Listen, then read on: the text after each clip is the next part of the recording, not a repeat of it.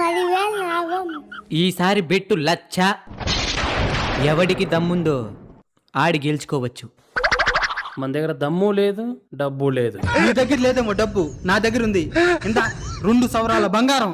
కానీ ఆడు జూదం ఆడేది దుర్యోధనకి తెలిసినా కానీ సెకెను చేతే ఆడించాడు. మనం కూడా చదరంగం బాగా ఆడేవాడిని తీసుకొచ్చి ఆడిస్తే గెలుపు మనదే సుయోధన.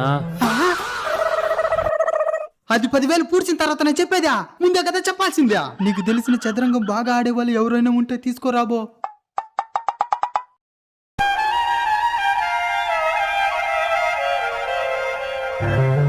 ఫస్ట్ స్టెప్ కే ఇంత ఆలోచిస్తున్నాడంటే ఛాంపియన్ అనుకుంటా.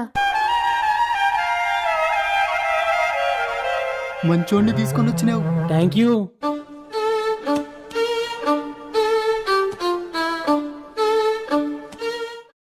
అసలు ఏ మాట ఇదే?